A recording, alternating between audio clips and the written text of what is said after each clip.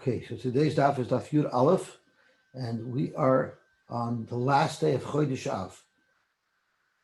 I believe tomorrow, so Chodesh Av, the first day, and tomorrow I think we're starting to say L'David. Did you guys say L'David yesterday? We didn't say L'David by us. No, we didn't. So we start saying it tomorrow, I think. Okay, so let's get started at the bottom couple of lines on daf Yud Amud Beis. I was going to have a little difficulty adjusting my camera, but I'll try to keep it as steady as I can. Actually, I'll probably just move the Gemara over. So Zok to Gemara, all the way to the bottom of Yud Amud Aleph. Im yesh loy tzuras Pesach, going back to our original Mishnah, that if there's a tzuras Pesach, afal pi sherachav me'eser, even though the movli is wider than 10 amas wide, you do not have to make it less. Zok to Gemara, Ashkechan tzuras Pesach the mahanya barachboy. We find in the Mishnah that tzuras Pesach helps to increase the maximum width of a movli wider than 10 amas. We also learned the maltera the mahanya begovoi. We also learned that if you have this architectural feature that attracts attention to the top of the movli, that allows you to extend it above 20 amas because it makes it noticeable, it attracts attention to it.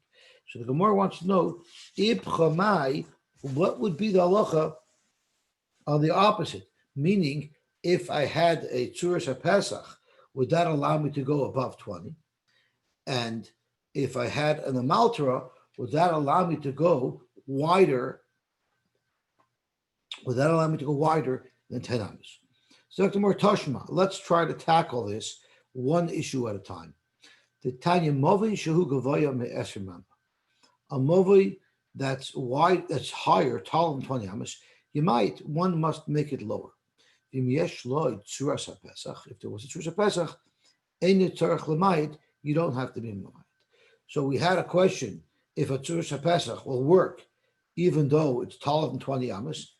So we have a brisa that says, beferish, that a tzuras Pesach, in fact, allows you to go above 20 amas. So that answers one of our shaylos. Now the Gemara wants to know, what about an amaltera barach by my? Would an amaltera allow me to go wider than 10 amas? So the Gemara Toshima, to Tanya, we looked at brisa, movi shi gavoya by esrimama, a movi that was taller than 20 amas. One must make it lower. Ve'rechev me'eser, and if it's wider than 10 amas, again, you must make the opening smaller. But if it has the tzuras Pesach, then you don't have to make it go smaller. And we've already determined that means both in height and in width. And then so my lav hasefa. Let's say this amaltera is also effective for the second case of the brisa, and that is v'rechav me'eser, and the amaltera should remedy that. So zok my lav hasefa. Zok more lo yareisha. Maybe amaltera, you don't have clear proof that amaltera is effective when something is too wide. Maybe the amaltera will only be effective for something that is too high. So we don't have a right. Master Rabbi Yehuda l'chiyah barav kamei Rav. Rabbi Yehuda taught something to chiyah barav in front of Rav, and he said, "Ein tzarich lamayit." You don't have to be mayit. So he was talking about ein tzarich lamayit if it's I believe more than 10 tvachim. If it's more than 10 amas. If it's more than 10 amas, he doesn't have to be mamayit. So he's learning that the tzuras Pesach helps if it's more than 10 amas, which is pretty much what our Mishnah says. Omer lei asanya tzarich lamayit. So Rav piped in and said that no, afilu is a question. Afilu yesh like tzuras Pesach, you still have to be mamayit. In other words, he's arguing on our Mishnah, And he's saying that a Tzur Pesach does not allow you to go wider than 10 amas. So Amar Rabbi Yosef, Midivrei Rabbeinu Nilmad, from the words of our Rebbe, we could learn that Chotzer, Sheruba, Psachim v'chalonos, if you have a Chotzer, that it's all doorways and windows. In other words, there's not enough solid brick. Eina niteres b'Tzuras Pesach. It will not have the heter of Tzuras Pesach. All of its four walls are mostly airspace. Even if you have windows or doors that are less than 10 amas, which we know 10 amas, up to 10 amas, you could consider it a doorway, it will not help.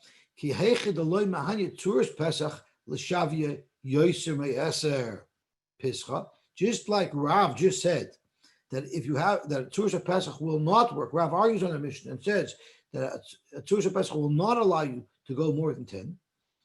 Therefore, also, the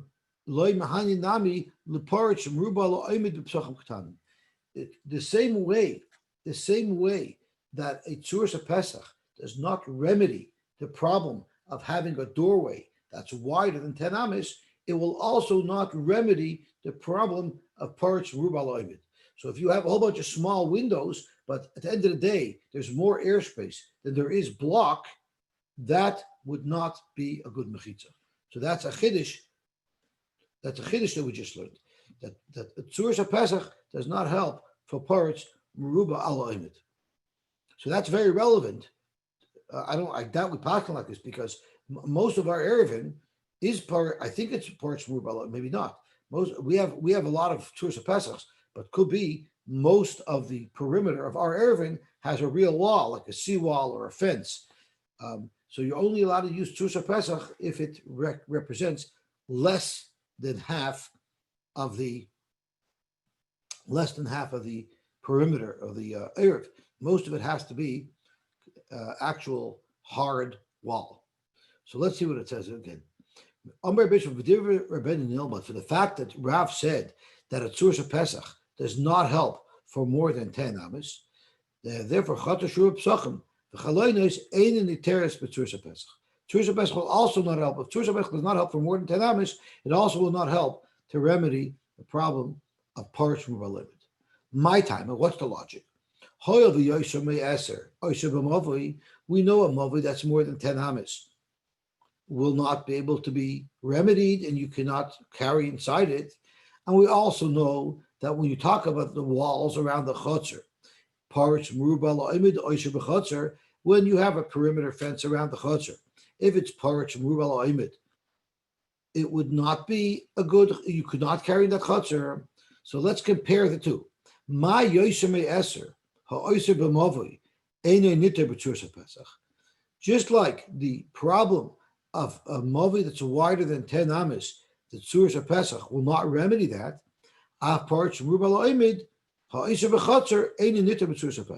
So too, the problem of Paritz Merubah L'Oimid, which we have by chotzer, would not be remedied with Tzuras Pesach. Zok Gemara, what's the raya? What's the comparison?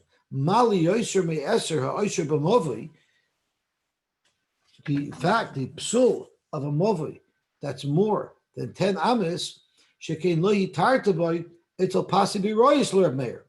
Now, yesterday we learned by possibly royis, which was the four corners of a barrier that we make around the boiris, so that when the Eden come up to be oil regel, they can take water from these boiris, and they won't be removing the water from the boiris, which is a Rishus HaYochid, into the area around the boiris, which are Rishus HaRabim.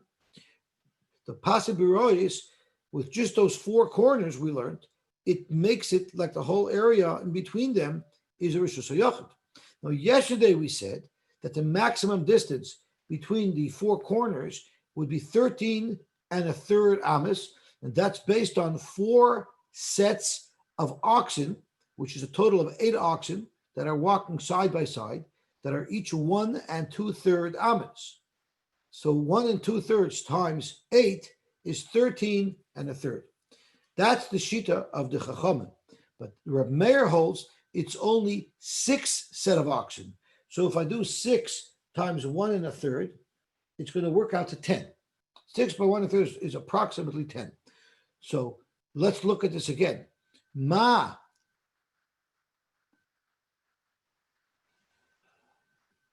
Let me see. Ma liyoshim eser. Ha'arshav amavi shekain lo yitarta boy. It's all possibly rois. 10 is a hard number because even possibly rois, they didn't allow you to span more than 10 amas. Reb Meir.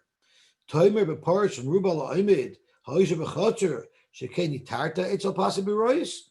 Clearly, you see, Paritz from Rubal Oimid is not as serious a problem, and therefore a lesser remedy should solve it because it's not as serious a problem as 10 amas. How do you know that? Because 10 amas is a hard cutoff, even by Pasibirois.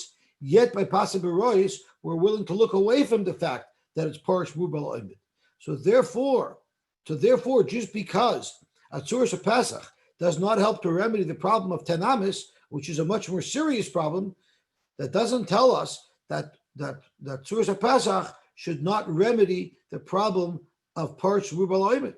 So maybe Paritz Rubal Oimid will be remedied with the Tzuras Pesach. So let's see this again inside. Mal Yosy Eser Oisha B'Movi, there it's very serious. Shekin lo yitarta bo etzel pasib b'roish Reb Meir.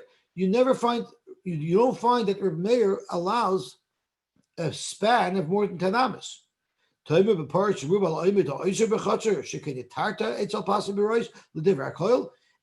agrees that by Pasibirois, the openings, the airspace is much, much larger than where we have a physical wall. So that's not as serious. So maybe there, for parts from Rubal Oimid, a Tzuras Pesach will suffice. Look, we're Lema Masayile. Let's bring a raya at Rashi. Leman de Omer loy mahanye Tzuras Pesach ba'Oimid pachas min haparitz. Let's bring a raya that a Tzuras Pesach does not help to remedy the problem of paritz meruba al Oimid, because it says in the Brisa, Tfanis halolu, these walls sharuban psachim v'chalonis, that are mostly doors and windows. So it's paritz meruba al Oimid. Mutter, they'll be mutter. Uvilvad sheyeh oimid meruba al paritz. So this Brisa, you can't even read it. Walls that are mostly windows and doors, by definition, that means paritz meruba al Oimid. Their mutter as long as it's oimid meruba al paritz. That makes no sense at all. That's a direct stira. It doesn't mean that there's more paritz than oimid. It means there's many, many windows in it, but not enough to make it paritz meruba al Oimid. So ema sheriba ben psachim v'chalonis ulevad sheyeh oimid meruba al paritz. So let's read the Brisa again. Yes. Tell me, the doors and the windows are openings, just like literally openings, or there are actual doors that can open and close and windows that can open and close? Very good question. Very good question, because we learned that a shar is much stronger than the Tzuras Pesach. So what we're discussing here are openings that do not have closed, do not have doors in them that would close, because that's no longer part of Rubal Oimid. That's a much stronger remedy. So we're speaking about windows that do not have panes in them, and doors that do not have doorways that do not have doors in them. Well, I would think that there would be a chashash that even if they do have doors and windows, they can often be open, and that would make the right. So we actually had by Mavuis Mufuloshois, which actually we're going to learn about today again. If you have a mother Mufulush, there was certain shittas who hold that the doors have to be closed. The Gemara said that Yerushalayim, if it wasn't for the fact that they close the doors every night, there would have been a problem carrying inside it. So there's a shaila if you can remedy it just with having the door there, or maybe you actually have to have the door closed most of the time. So that's all comes into play. So it's a very good archan. Is that we have to make it clear that the shaila here is when there is no door in there. Otherwise, it's a whole different story. So I should have brought that out. So Shkoyach for bringing that out. Okay, so let's see what Zalman, the way to make it clear is instead of using doors, to use, like you said before, doorways. That's right. I should use the word doorway because that would be more precise. That's correct. Okay, I thank you. I thank you. So I have to correct my wording. It's doorways. So And how would Pesach is a doorway. How would you refer to windows then? A window way. Window way. A yeshiva is a broken window. Okay. Okay, let's see what the Gemara says over here. Or maybe Chaim said, once I use the word doorway, so then we'd understand that the window means it's wide open, because we're talking about wide open. So let's see what it says over here. Ela ema shariba behen psachim. We don't mean that it was parts mubal oimid. We just means that it happens to have a lot of windows, doorways and windows. So what do you see from here? You see from here that it has to be oimid mubal aparis, and the Tzuras of Pesach doesn't help. Let's see Rashi. Ela shariba behen she'also ben harbe psachim v'chalonis saviv saviv mutter t'mutter uvachi ben Pesach lePesach yoser michtei Pesach. As long as between each window there's more block than not block. Alma oimid mubal aparis be'inon. You need oimid mubal aparis. The afal gav the ika Tzuras Pesach bechulu, even though there was a Tzuras of Pesach over all of these doorways and these windows. Zok tehele gemor vayter. Omer Rav Kahana. You don't have a raya from there. You know why? Because Kitanya ahi bepischa shimoi. By pischa shimoi, what does the word shimoi mean? So Rashi says very interesting. Pisachim shomin, messed up doorways. Lishnach, we know pisachim mikol kolam, messed up shemichusarim tikin. So actually, the second pshat of Rashi is messed up. Shoimim, I think it means like abandoned. I think it means I don't know. I'm not sure what how article teaches it, but I thought shoimim means it's like not properly finished. It's messed up a little bit. But that's what mikol kolam means. So I'm not sure what the exact difference is. But what is the mitzias of what we're talking about? We're just discussing what the label shimoy means. But what it means is my pischa shimoy. Pligiba Rav Rechume Reb Yosef. There's actually machlokes. What is this bad, rough doorway? Chadomer the leslu shakvi. It doesn't have smooth walls. You know, if you bust out the bricks, and the bricks are normally not piled one on top of the other, the bricks are offset. So if you bust open a hole in the wall, you're going to have bricks sticking out. And let me highlight it. The picture in the article makes it crystal clear. I'm not sure if you could see down here. It's a doorway, but every second row of bricks juts in because you didn't cut the door frame with a saw so that it's a nice straight wall on either side of the door opening, the doorway.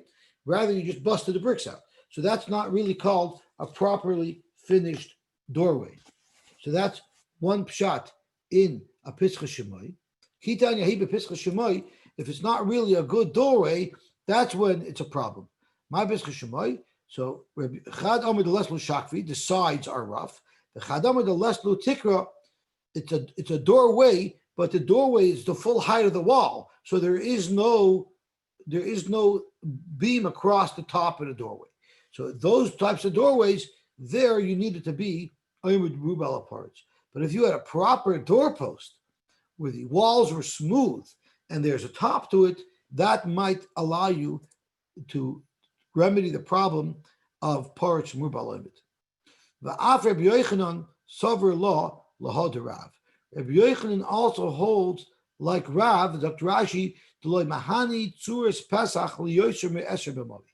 A Tzuras of Pesach would not help if it's more than 10 amas by a mavi.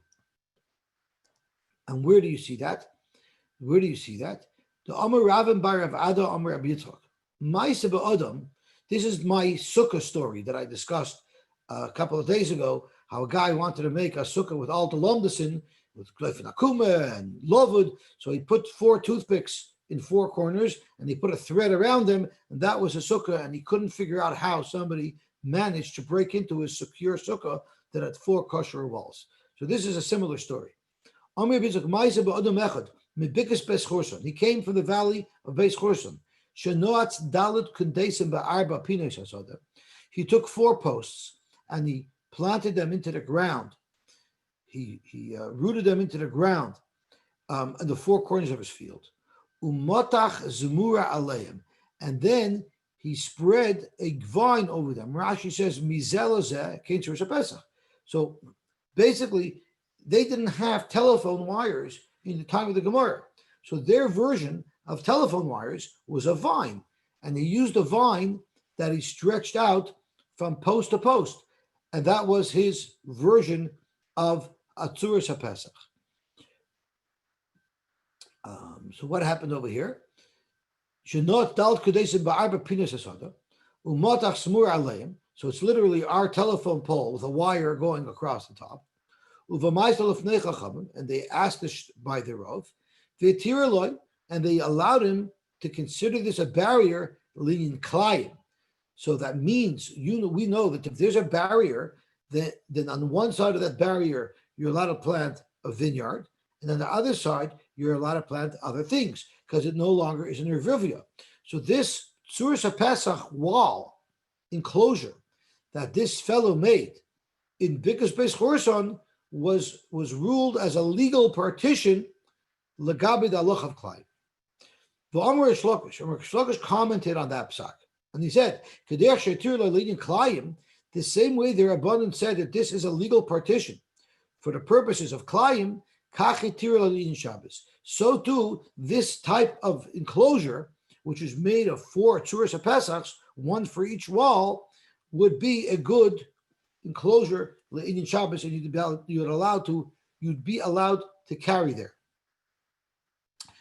No, leklayim hitiru. They allowed it for klayim. Hitiru lo Shabbos lo hitiru.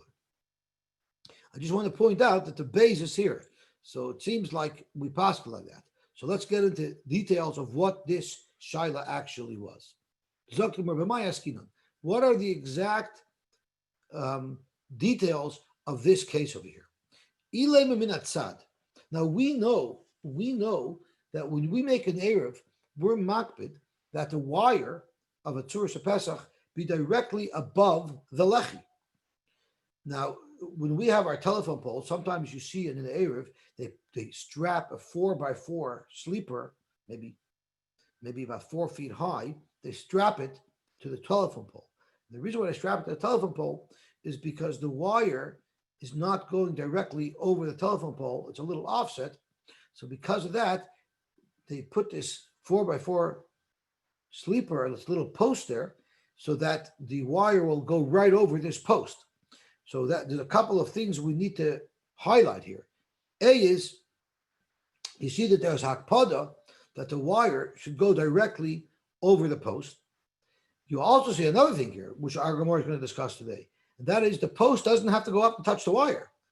If the post is only about 4 feet high, we say good achis, we make believe like the post magically goes all the way up and touches the wire, but it's not physically touching the wire.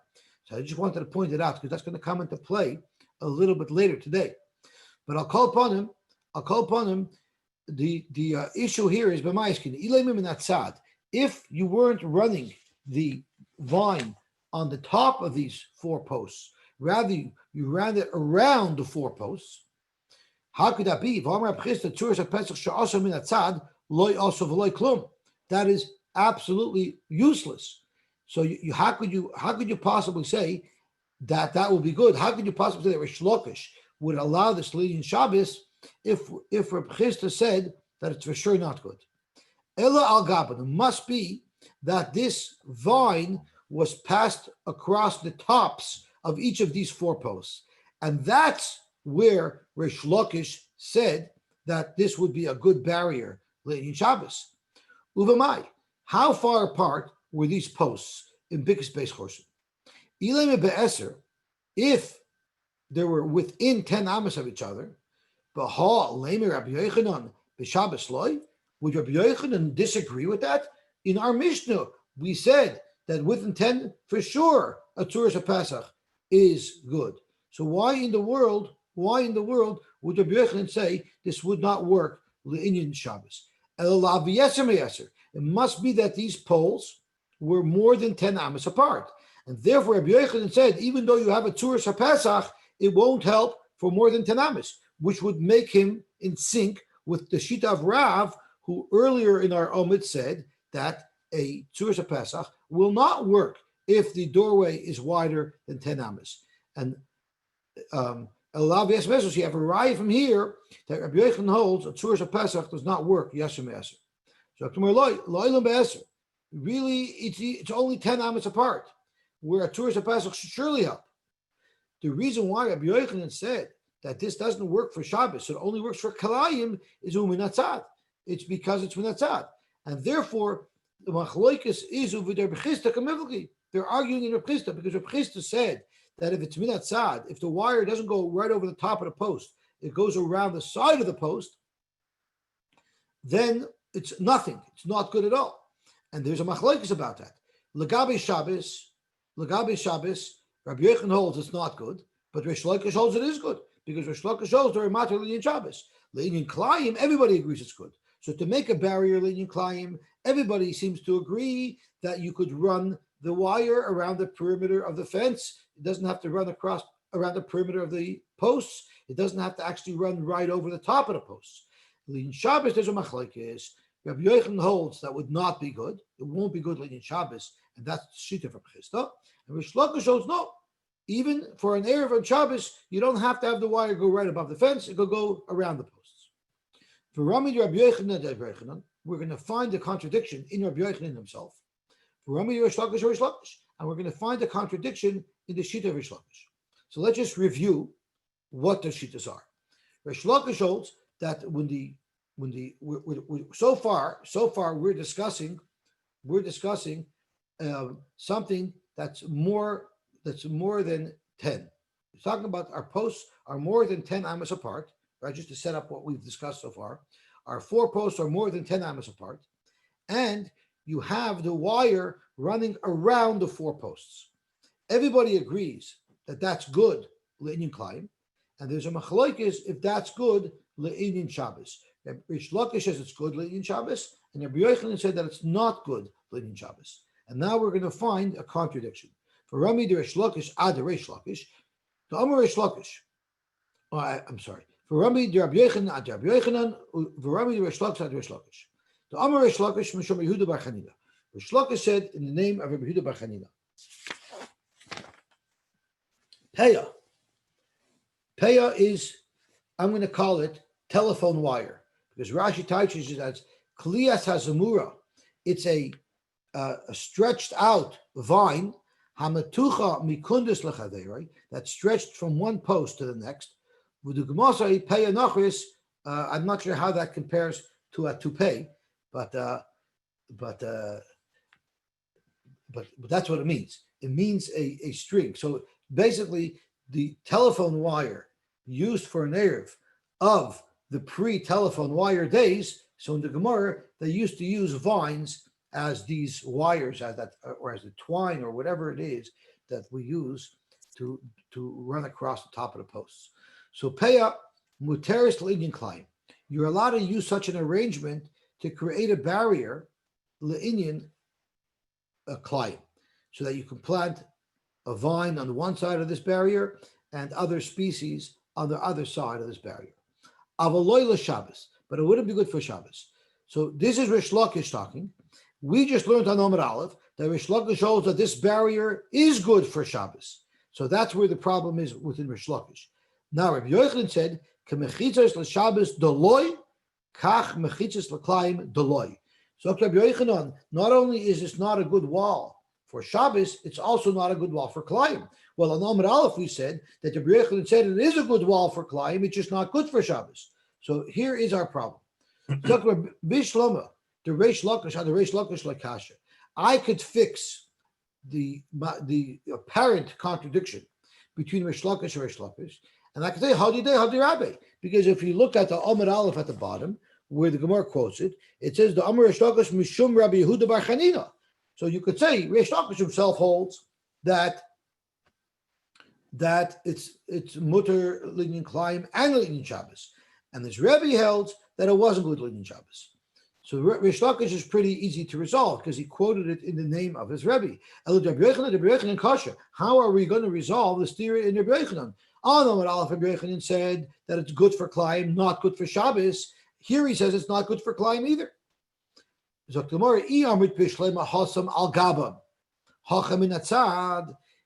you want to suggest that on Amar Aleph, the wire ran across the top of the pole, and therefore it was good in Kilayim, even though it was more than 10 amas, but it wasn't good for Shabbos because it was less than 10 amas.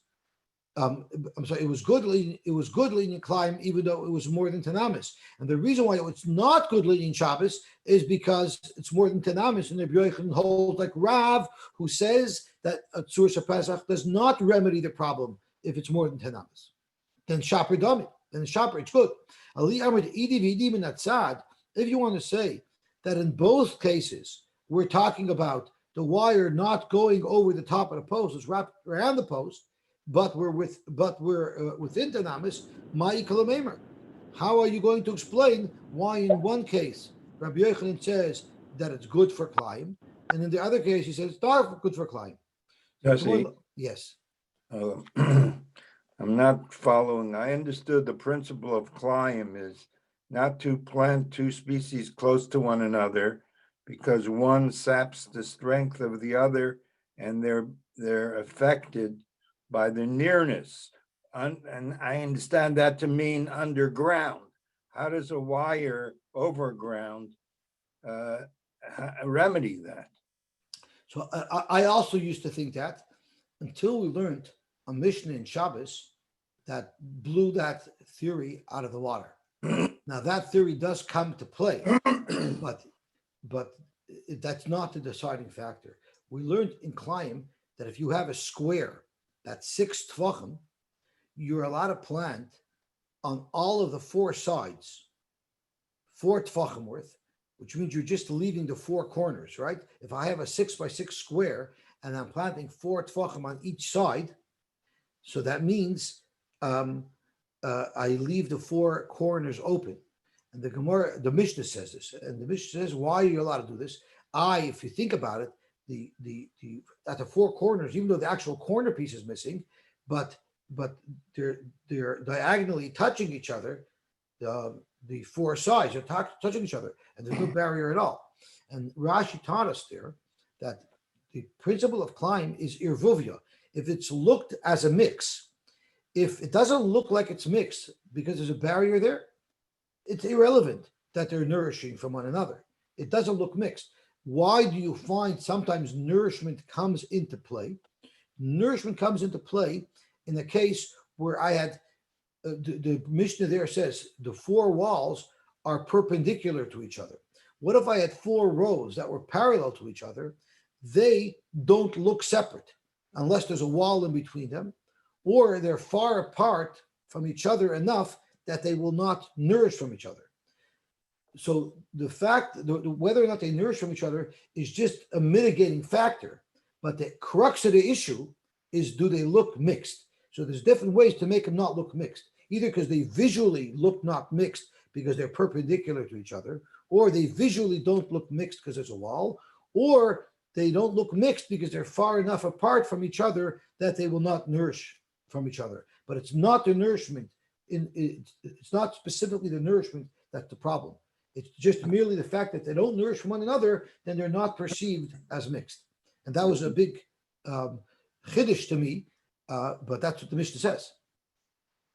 So therefore, even a flimsy wall could work. The only reason the pasuk, if I'm not mistaken, the pasuk's reason is the nourishment, not the appearance. What's the lashon of pasuk by Klai?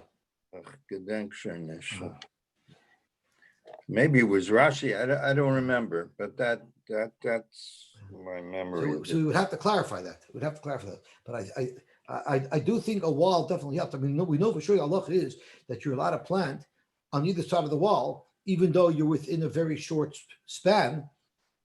But even if it was a block wall, the block wall doesn't go below ground. Right. The roots of the plant will still mix from either side of the wall. Right. Yet it's not a problem of climb there because you have a distinct barrier. So let's see what the Gemara says. Bishlam Hasam al Gaben Hacham and Natzad. Shopper. If you learn that both of these discussions are the wire wrapping around the side of the pole, how are you going to explain why in one case Rabbi Yochanan says that it's a barrier for climb, and in the other place Rabbi Yochanan says it's not a barrier for climb? So let's say that we're talking about the wire not going above the top. Where Rabbi Yochanan said that would be a good remedy for kalayim, that's if it's within 10 of each other. Here it's more than 10. So it's an interesting thing. By kalayim, we will allow the Tzuras Pesach to work even though the wire is not running right over the top of the pole, even though it's running along the side of the pole. But that's only if the span is 10 amos or less. But if the span is 10 amos or more, even for climb, that arrangement wouldn't work. So I don't understand exactly the logic, because if it's considered a Tzuras Pesach, then it should be considered a Tzuras Pesach no matter how wide the span is. But that's not what the Gemara wants to say. The Gemara says in Rabbi Yochanan that when you have Lagabi Shabbos, if you have the wire along the outside of the post, it's for sure not good. And the Gabi Shabbos, if you have the wire running around the outside of the post, for sure it's not good. The Gabi climb, it'll work if the span is a maximum of 10. But if the span is more than 10, then it wouldn't work for climb either. When we know Tamer, the Shani Long, being Esher lo Yosy Esher, and why? How do you know that by climb, in fact, that there's a difference between if they're 10 amos apart or not? Where do I see that concept? The Amr Le Rabbi Yochanan Reish Lakish. Rabbi Yochanan told Reish Lakish, Loi kach hoya hamaisa. Isn't this true? The following story that I'm about to relate. Shahalach Rabbi Yeshua etzel Rabbi Yochanan ben Nuri lelamed Torah. Rabbi Yeshua went to Rabbi Yochanan ben Nuri to learn. Afa pisha baki beHilchos Climb. Even though Rabbi Yeshua was a greater baki in the Hilchos Climb than Rabbi Yochanan ben Nuri was, nevertheless he still went to learn the Hilchos Climb by Rabbi Yochanan ben Nuri. Umatzoi sheyoshev bein haylamas. He saw that Rabbi Yochanan ben Nuri was sitting in between his trees, and he was working in his field. Umotach semura me'ilam me'lila, and he did this exact arrangement. He made his Eruv by using vines as the top of the Tzuras Pesach. Ba'amalei Rabbi, and Rabbi Shua asked Rabbi Yochanan ben Nuri, Igafanim kan, if we had over here a kerem, Maluz Roya Khan. If I had a kerem on one side of this barrier that you made, this Tzuras Pesach that you made using the strings, would I be able to plant other species on the other side? And this was here. What he did is he ran it along the side. He didn't ran it across the top. Omer Loi. So Rabbi Yochanan ben Nuri responded to Rabbi Shua, and he said, "Be'eser mutter. If it's up to 10 amos span, I consider it a wall l'gabe klayim. Yosy me'eser also." So let's think about it.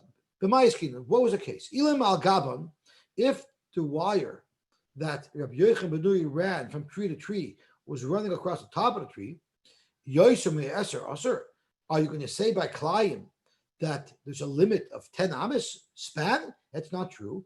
Vatanya hoyisham konim hadukronim. If you had posts, Rashi's, they're posts that are wider on the bottom and narrower on the top. V'asa lahen. You know what? I might be wrong about the kodim. It might be the opposite. What does Rashi say? Mishupin, they're slanted, they're sharpened. Kidakar, yeset hanots bekarka, like a peg that gets stuck in the ground. So I'm assuming it's wider at the top and narrower on the bottom, but maybe it was the opposite. I don't know. But whatever it was some type of post that was cone shaped. So Hayisham Kanim Hadukranum, but also led Paymalamila, and you ran this wire across the top of them. And I keep on saying wire, it means a vine, but I'm just trying to relate it to how we visualize it. And you ran a wire across the top of these four posts. Even if they're more than 10 amos apart, you're allowed to plant on the other side. It's considered a good barrier. Elalav min atzad. It must be that where Rabbi Yochanan ben Nuri made a distinction between up to 10 amas, which it works, and greater than 10 amas that it doesn't work. Shemami, no, that must be speaking on the side.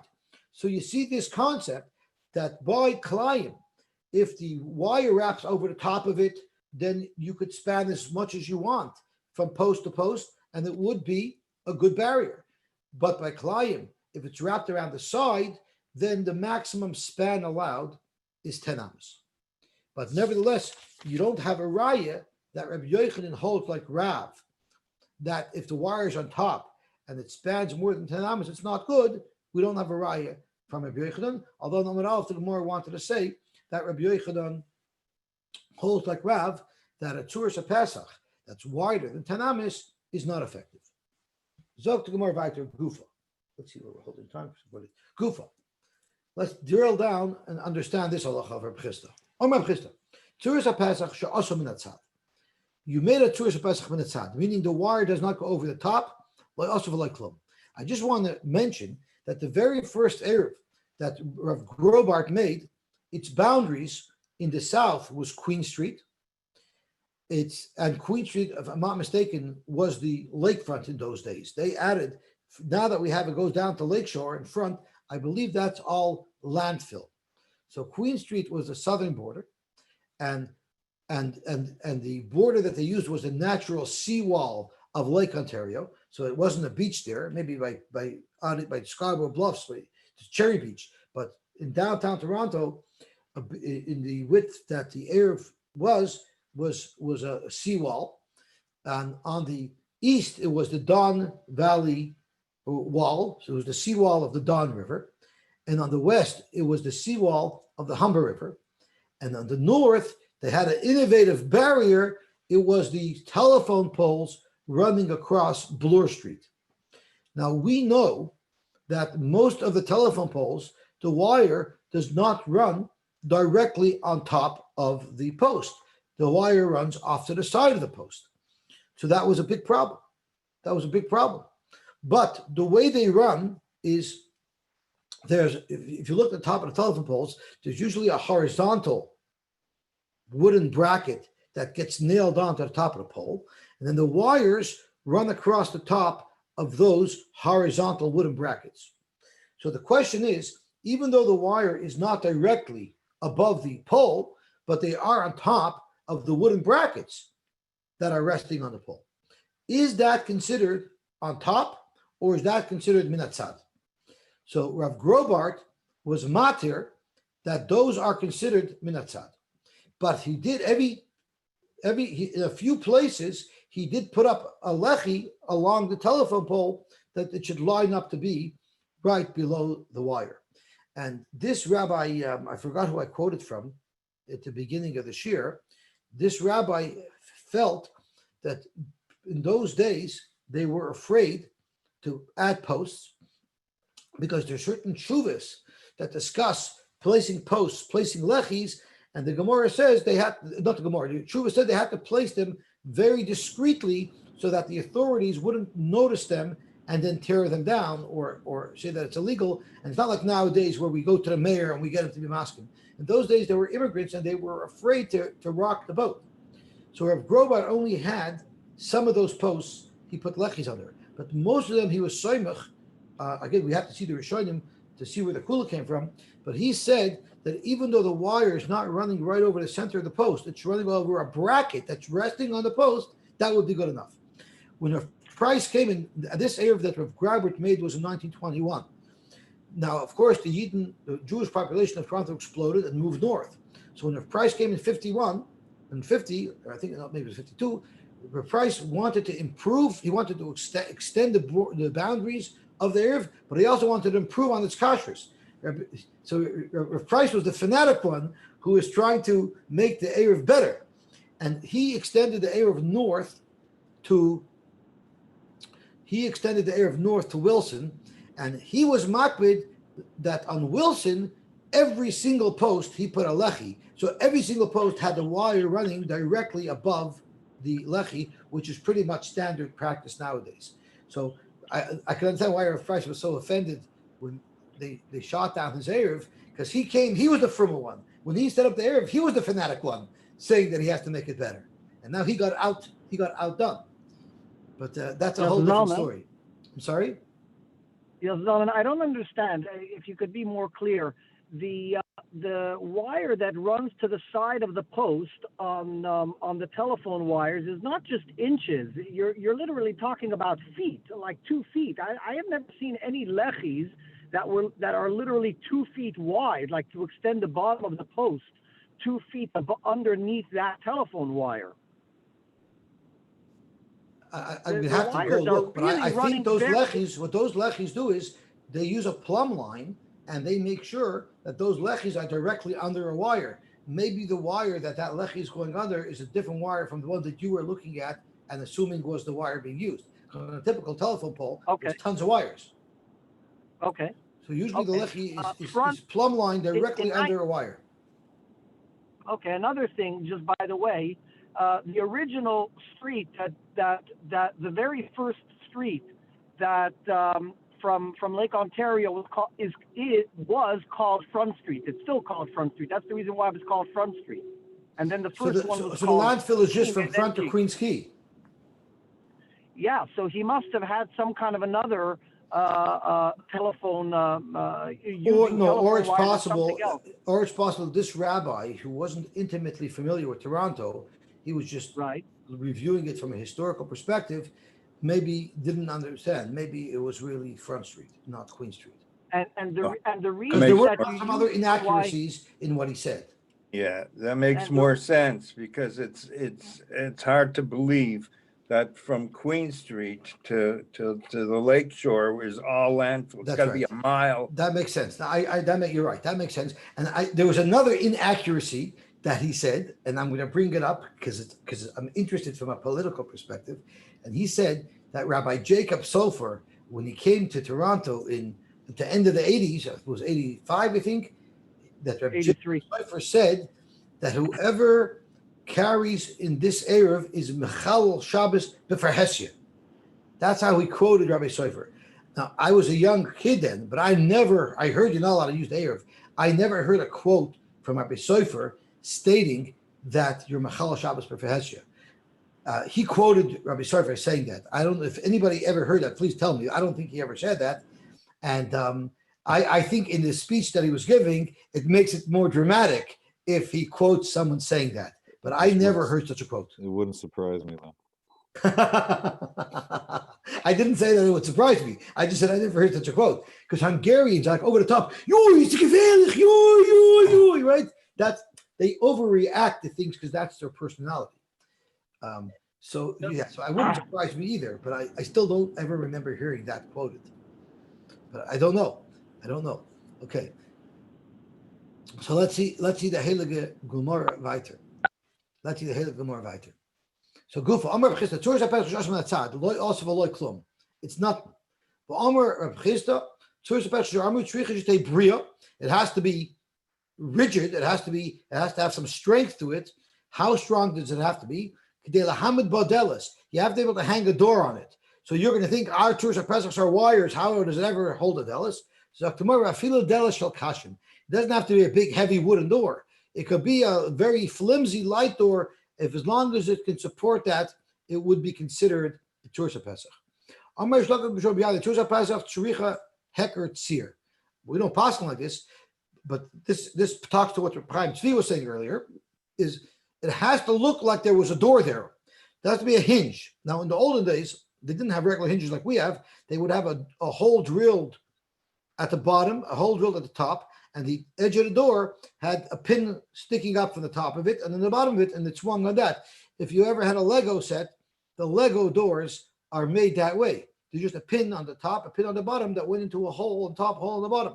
So if you had that little hole there, that would indicate that there was once a door that was removed, and that's what you need. My heckets here, Amar Avya Avakta. And the Avakta Rashi says is that hole that we're talking about. Ashkechinu Rab Acha Baredu Rab Avya L'Talmidei Rav Ashi. The Rab Acha met the Talmidim of Rav Ashi. Amalu told him, Amar Mar Midi B'Tzur Pesach. Did you ever say over a Psashtikol did your Rebbe Rabashi say over Chiddush in Tzuras HaPesach? Tell me a Chiddush. I want to learn about Tzuras HaPesach. Amalei, they told him, he said nothing at all. Tana, we learned, Tzuras HaPesach Shamru, Kana Mikan, the Kana Mikan, the Kana Al Gabein. So the Shaila is, Shrichen Liga or ain't Shrichen Liga? Do the two side posts have to touch the wire on top? We actually, I don't think we make a touch. Sometimes they do. They run a conduit, the plastic electrical conduit all the way up. But sometimes they don't. I don't know why sometimes they do and why sometimes they don't. But here the shilas, do they have to go? Does the vertical post have to actually touch the top section, or could the top section be suspended over the vertical post, such as we find sometimes? You have the telephone wire that's way up, and our lechi only goes up maybe 4 feet. So Rab Nachman Omar ain't Tzrichen Liga, it doesn't have to touch. Rab Sheshes Omar Tzrichen Liga. And now I'm up to my favorite line of today's Gemara. Because you think only nowadays, Mahagim Narim, the Eruv Kusher, it's not kosher, we're fighting. This started in the times of the Gemara. Also, Rab Nachman, Va'avad Uvda, Be'reish Galusa Kishmaitze. Rab Nachman, who felt that the posts don't have to go up to the top, he made an Eruv based on his Shita, where you had smaller posts and the wire ran above it, not touching the posts. Amalei Rab Sheshes L'Shamei Rav Gada. Rab Sheshes told his Shamas, whose name was Rav Gada, Zil Shloiv Shedinu. Ras er up the Erev, the Treifa the Erev, we do nicht the Erev, ras er up, Mechel Shabbos. Azal Sholov Shedinu. He ripped down the Erev, he vandalized the Erev. Ashkechu the Veresh Kalusa, whose Erev just got torn down, Chavshu, they locked him up, they put him in jail for vandalism. Because it's Garugad is in the Erev. Shai gets. Amalei Rab Sheshes. Rab Sheshes said, also Rab Sheshes went, come above her. He went to the door of the jail. Now, he was jailed because they thought this guy was some kanoi, and on his own, he went and ripped down the Erev. Rab Sheshes came and said, no, it was under my authority. So he's not one of these rabbis who turns their back and machzach after he riles up the troops, and then they go to damage and say, I never said. Rab Sheshes had backbone. He went and says, no, this is not Rav Gada's fault. If you're going to put somebody in jail, put me in jail. I was the one that told him to do this. Amr Le, he said, Gada Poik. Leave the jail and come here. Novak Vasa. So in fact, the guards let him out because if it was under the advisory of Rav Sheshes that he did it, that's a different story. Isn't this refreshing? So you say you had the same fight over the Eruv, but here the Rav doesn't deny that in fact he riled up the troops. He takes full responsibility for his actions. I'm sure Rav Gada would have told him. Yosy, I'm sure Rav Gada would have told them that Rav Sheshes told me to do it, but they threw him in jail anyway. Yeah, because they figured he would deny it. And when Rav Sheshes actually didn't deny it, they were blown away. Rav Sheshes bumped into Rabbi Bar Shmuel. Amalei, Tani Mar Midi b'Tzuras HaPesach. Maybe you could tell me something interesting about Tzuras HaPesach. So again, what is the shaila here? The shaila is if the two vertical posts don't go all the way up and come in contact with the ceiling. Amalei, as a matter of fact, they did. Tanin, I learned kippah, a dome. So if you have a domed type of roof, Reb Meir Mechayev b'mezuzah. Reb Meir holds Chayev b'mezuzah. The Chacham and Poitrin, because it's not a proper doorway. The Shaved, they both agree. Shemesh b'ragleh asara. If the way a dome, arched doorway works is there's straight walls, and then at the top turns into a curvature. So if there's 10 tefachim worth of straight wall, so then you have enough height with the full width. The minimum width of a doorway is 4 tefachim. So if I have the full height of 10 tefachim, and the width all the way up to 10 tefachim is 4 tefachim, then I have a doorway. Sheikhayev is there? Everybody would hold your chayiv. So Omar Bai Hakol Moedim im Gevoya Asara. If the total height to the top of the curvature of the domed top of the doorway, the arch. If from the floor to the top of the arch is 10 tefachim, but the legs before they start curving in, they don't even go up 3 tefachim. Right at the bottom, they start arching towards the center. Or if you do have 3 tefachim of straight wall, but you don't have a full height of 10 tefachim, that for sure is not considered a doorway. That would not need a mezuzah. Keep li the machlokes that we're discussing between Rav Meir and the Chachamim as to whether or not this door needs a mezuzah is b'yesh b'reglei gimel. You have at least 3 tefachim of height where you have the full width of 4 tefachim. V'gavoya asara, and the full height of the arched doorway is 10 tefachim. But vein rach barba. The problem is that it's not 4 wide all the way up to the top. It's 4 wide for the first 3 tefachim, and then from 3 to 10 it starts to curve in, and at the top it's only 10 tefachim high. But v'yesh b'lochuk lashlim l'arba. It's in a much bigger wall, so technically I could chisel out the full opening of the doorway 10 tefachim high by 4 tefachim wide. Rav Meir holds you imagine as if you chiseled out all the block and created a rectangular doorway, because there's enough room in the wall to do that, and that's where Rav Meir holds you need a mezuzah.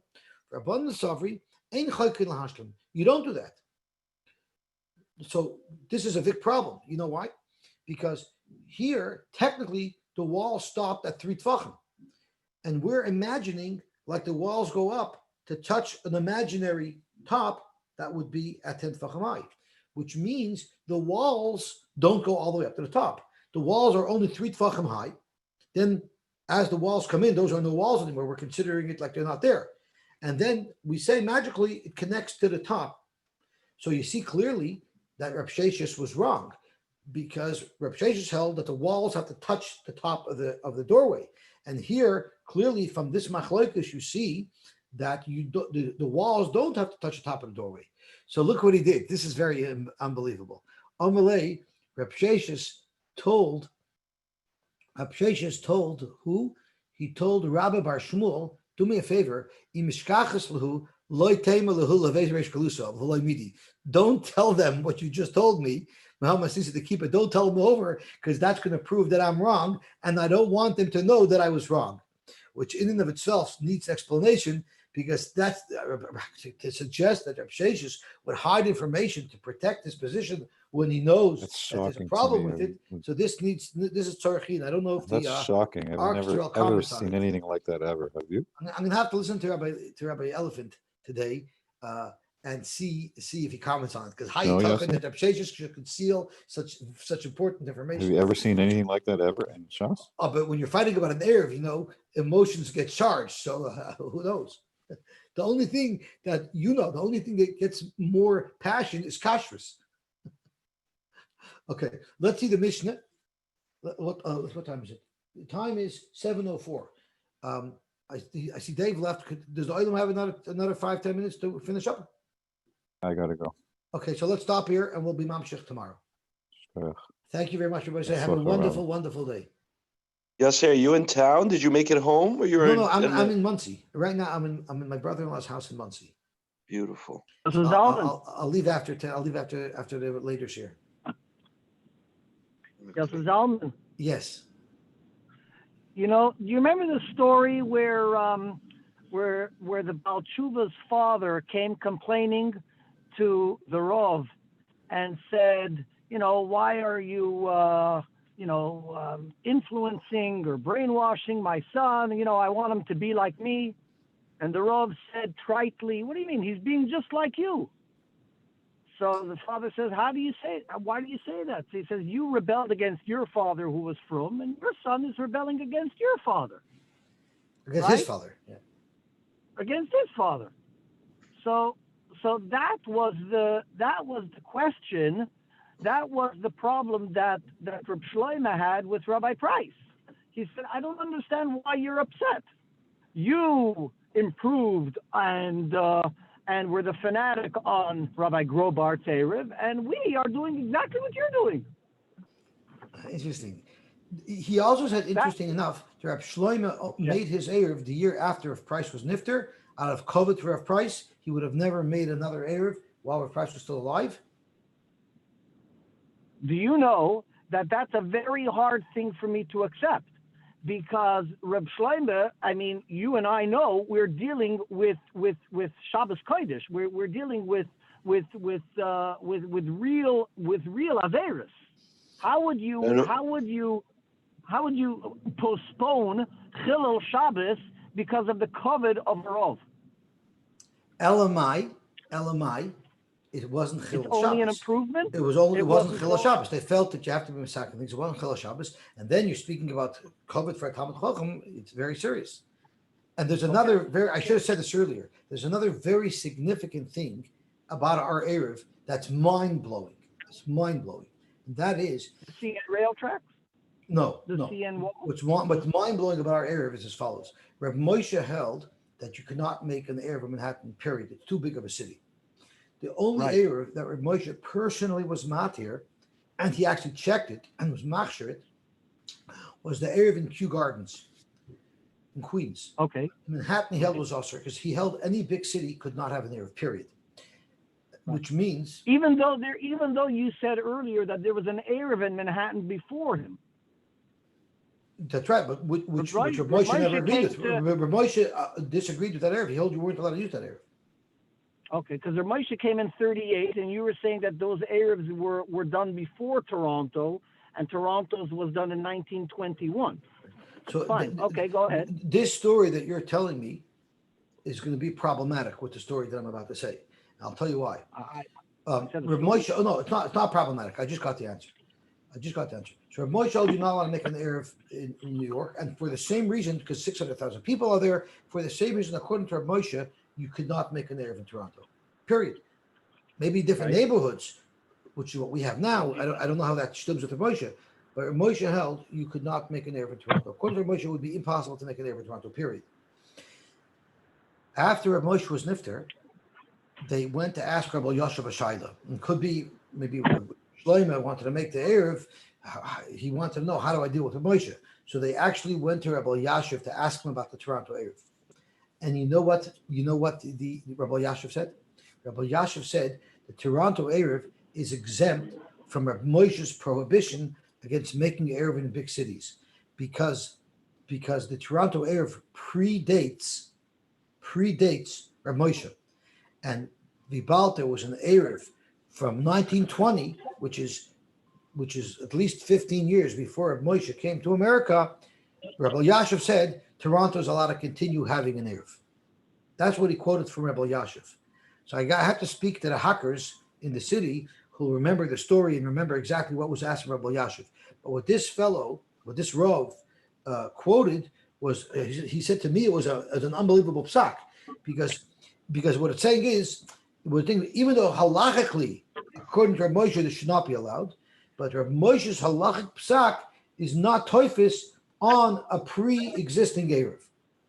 So you have to think about that. What's pshat? Is it pshat because how could you l'mafreya say that for generations Yidden were carrying illegally? Is that pshat in the psak?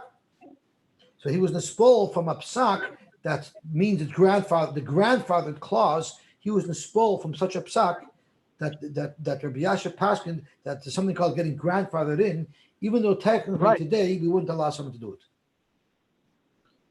So you see that concept also of what you're bringing up is that how could you allow Chil Shabbos to occur? The teretz is there's a lot of shittas in the Rishonim probably, and the shayla is who to be soymechan and not to be moitzi laws on people.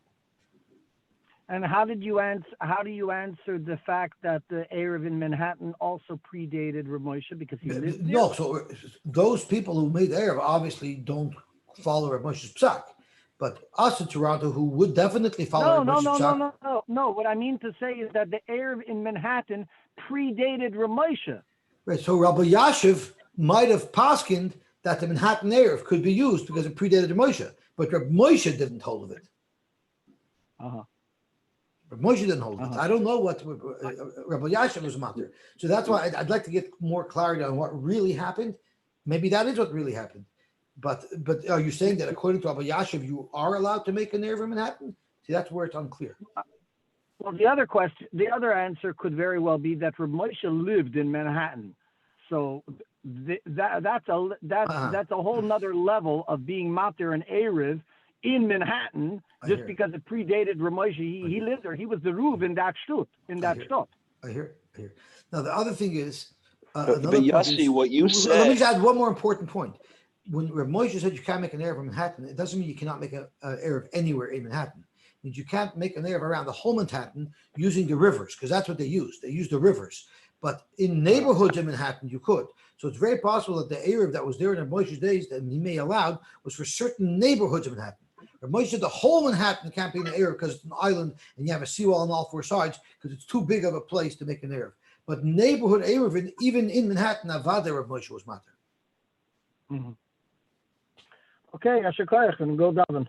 Okay, Spimasliach, get in Chaydish. Akiva, Yeah, I'm yes, sorry, what were you saying? you're to answer the way you asked the question, the way the question was posed to Rebbe Yashiv was, can we make an Eruv in the city of Toronto? Yes, the question was asked Right, about not specifically Toronto. is right. So it's not. I'm not sure I understood what Chaim Tzvi's Claire was. No, well, his original question was, I told him that Reb Shlomo only made the Eruv after Reb Price was nifter. Right. No, Else COVID. No one said that's why I did it, but people say it might be because of the COVID for a price. So the question is, if it's a deraisa, if you're Machal Shabbos using Reb Price's Eruv, how could Reb Shlomo have waited? Else COVID for a price, you should let people Machal Shabbos. So to that I responded, Avada, it's not. No one's going to say that the guy's mamash hamachal Shabbos. There's shittas that are showing to be saimach on if the price is Eruv, nor it could be later on that we didn't want to be saimach on those kulas. And that's how Chaim Tzvi brought up that Reb Shlomo told the price, why are you upset that we want to improve on your Eruv? You did exactly the same thing to Rav Grobart. But Avada, it's not really a question of Chil Shabbos. It's a question of making the Eruv consistent with more shittas. right. I think that At the end of the day, Yiddishkeit and halacha is full of shittas. That's right. Le'sasuri yaminu smol afilu she'arm lecha al smol shehu yamin. That's right. Yesterday is Chumash, right? That's right. Emunas Chachamim is not a simple thing that you think you can do better. That's right. Where are we at, Yosy? In Tanya? No, with the besides for Oh, Tanya. okay. So let me stop the live share on YouTube before I do that.